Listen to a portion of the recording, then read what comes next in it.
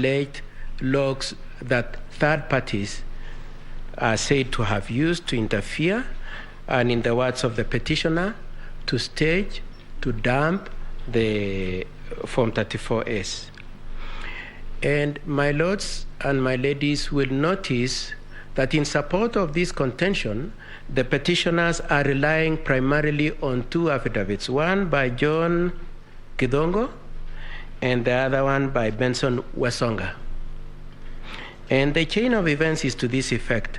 John Githongo swears an affidavit that he sat in some discreet place. He says somewhere in Karen. I don't know what he has against Karen. He says he sat somewhere in Karen with someone whose identity he doesn't disclose, and he was told that some log particulars were used to interfere with the results.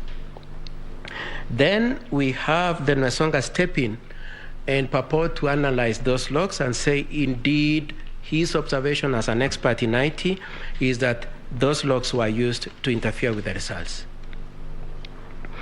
And we would like to observe a couple of things. The first one, my lords, as already submitted by my colleagues in the IBC, for the IBC, is that evidence from Githongo is a third-level hearsay.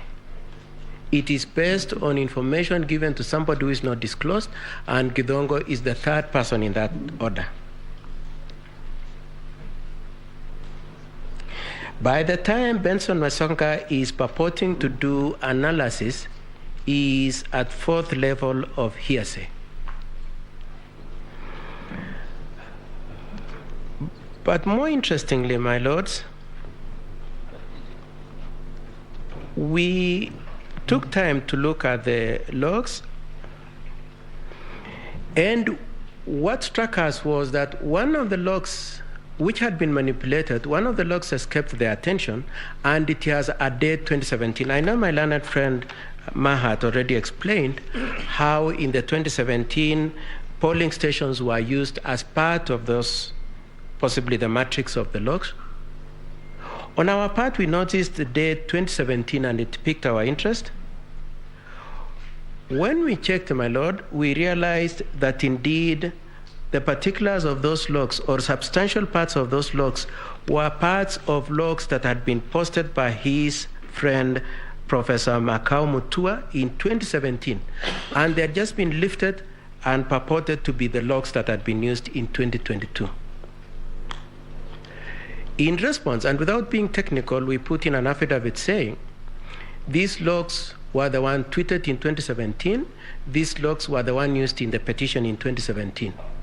And what then Mark Githongo did was to make a fast retreat and saw an affidavit saying, I am retracting what I said. I am retracting the allegations that those were the logs that were used. Now, unlike the first affidavit where he had said he had been given those logs by somebody else, he now comes and disowns those logs personally. He does not say, I have gone back to the shadowy person that I had used, and he has told me that I'm mistaken. He now takes responsibility for it and says they are wrong.